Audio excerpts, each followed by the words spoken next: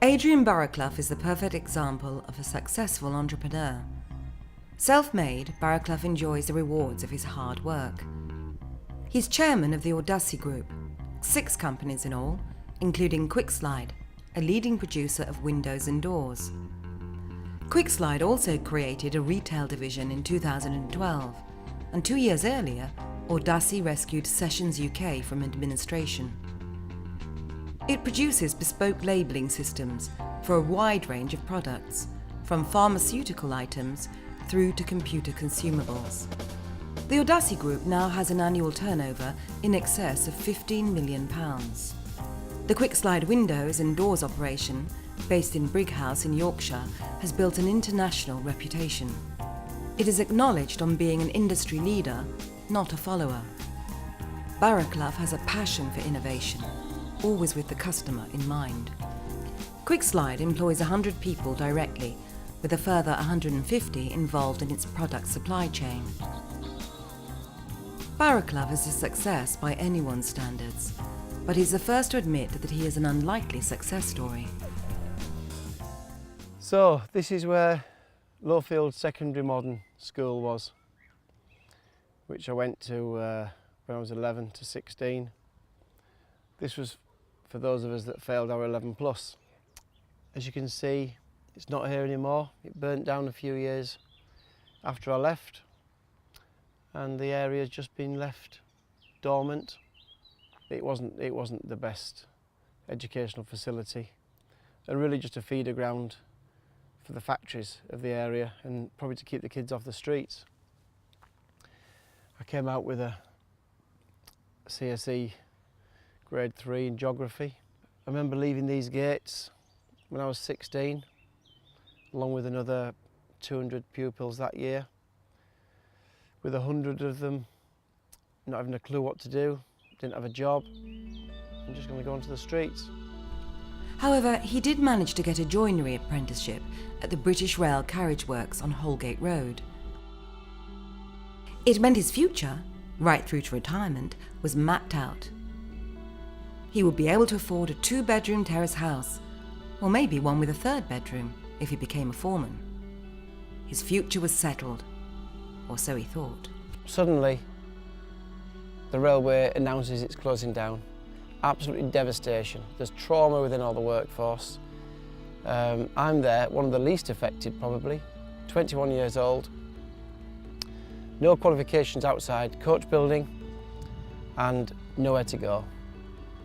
The first thoughts are survival. What can I do just to survive? Survival certainly was the name of the game, but all he could do was build railway carriages, and there were hundreds of others out of work who could do exactly the same. He had to do something different. His choice to earn money wouldn't have suited everyone. So I set up as a cleaner. I simply went around offices and pubs and hotels and anywhere that was dirty and disgusting that I knew people wouldn't want to clean, and I offered to clean from 5:30, 6 o'clock in the morning. And you did a good job, and you got the contract to do it again. It was filthy, it was degrading, but I was surviving. And I used to clean these out as well. I got 50 pence each a time for doing them. Just got 20 a day. Not this design, the old red one. You cannot imagine what was inside them, or maybe you can. It makes me grimace to imagine what I used to do with 50 pence and how we waste it now, and that was just so I could survive. In the late 80s, sunbeds were all the rage, but though they are much less fashionable now, mainly because of health concerns, sunbeds turned Barraclough's life around. A sunbed was the ideal present for a girl he wanted to impress. The cost was far too high, so he hired one, took it apart, and decided he could build one himself much more cheaply. A business was born, a business that was doing well until a brown envelope arrived. It was a tax demand from the Inland Revenue.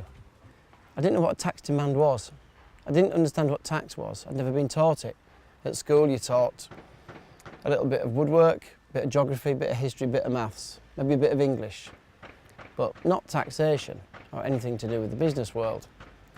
I'd earned my money and I'd got my money, but the revenue now wanted several £1,000s. I'd be using a private bank account, And that was the point that I realised that I needed to start to understand a bit more about what business was. I didn't know any qualifications or any principles. I simply bought things, made things, sold things and kept the profit. Barraclough knew he had a promising business, one that, with a bit of help and a cash injection, could grow. Getting a meeting with the bank manager wasn't easy, and the eventual meeting was an unhappy experience. His intentions were quite simply to put me off going into business. You could quite easily see. We started to fill out these forms, cash flow forecast and business plans.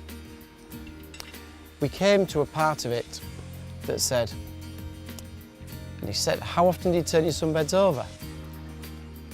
I remember having a smile on my face after these months of torture, financial questions that I never understood. There was a question that I knew the answer to and I could boast and brag and give him confidence.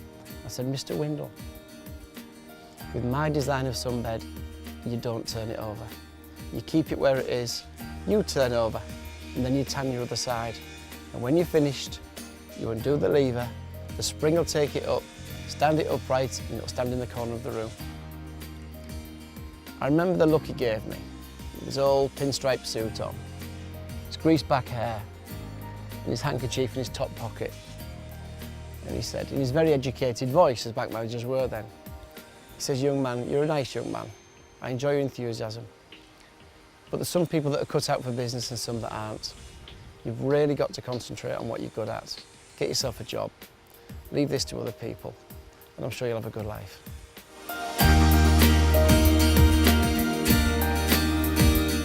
The young Barraclough realised he knew nothing about business. An HNC business course at a local college would give him that knowledge, but with just one CSE to his name, and that was Geography Grade 3, there was no way he qualified for the course. So I blagged it. I knew I couldn't get on the course.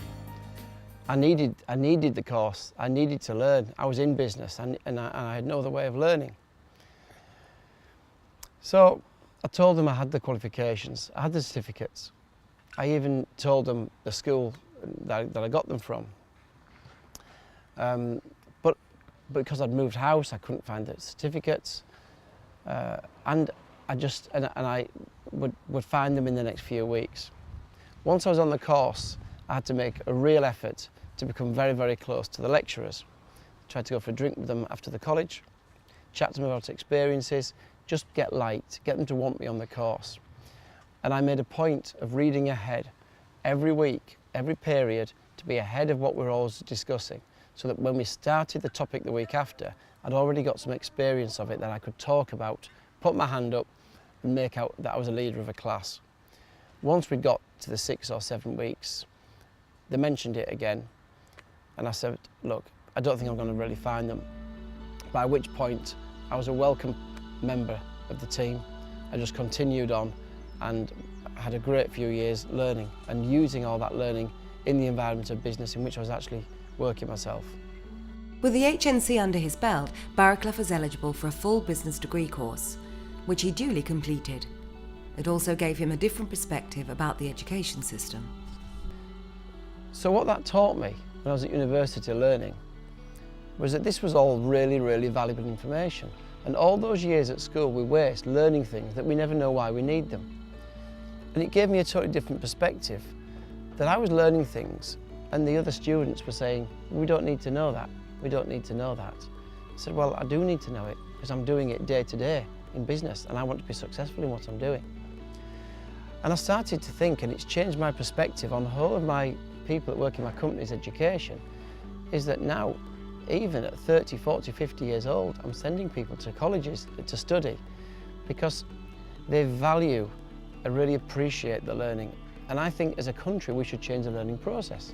I think people should start work at 16 and then have a break, maybe 18 to 24, and then go back to college again once they've got into a specific field to start to learn again. What it then means is we could learn the subject that we want to learn rather than just learning something because it's a college that's conveniently located to our home or because our friends are going to, and try to find a job with that qualification, which in reality never happens. Armed with his newly acquired knowledge, he spent some time as a business consultant before finding his way into his current industry. He joined a continental company opening up in the UK. He became its chief executive before taking a similar European-wide role. But the independent-minded Barraclough fell out with the owners. He walked away without any payoff because he felt it was the right thing to do. He needed to earn money and got a job, but his instincts were still to be an entrepreneur. A failing company in Huddersfield caught his eye, and he bought it out of administration. QuickSlide was born. Barraclough was determined to succeed, but he knew that the windows and doors industry had a dubious reputation in the eyes of many. So he built the business on two beliefs: quality products and honest trading. It is now an international success story. Even so, the Barraclough story is far from finished. He's still looking towards the future. The next exciting stage is about to begin. It's critically important that when we get an opportunity, we can take that opportunity and we can turn it into something. Everybody in our organisation has got that. And a saying I like to use a lot to the people in our group is that people try to predict the future. Even on the markets, they try to predict how inflation is going to be. We don't need to predict it, we can affect it. There's things we can do each and every day that will shape our futures and the futures of all the people around us. That's all people can ask for, having opportunity to affect what they do. And there's a final message from the man who was once only 4 places from being the least educated boy in the city of York. And Adrian Barraclough believes it's a lesson we should all learn. So what I've learnt more out of this experience so far than anything is failure. Failure's been the one thing that has probably given me the edge over everybody else. The reason I've achieved is because I failed and learnt and redone it, where other people have been afraid to take that leap.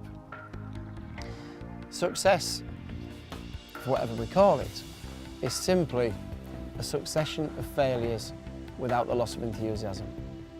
You've just got to keep on trying, but make sure that when you do it the second time, do something a little bit different. And after a few takes, you'll get it right. And once you've got it right, leave it to run and get on with something else. Great innovators in the world, all great innovators, have been massive failures. But they've never lost the enthusiasm and they've had purpose. And that's what makes life worthwhile.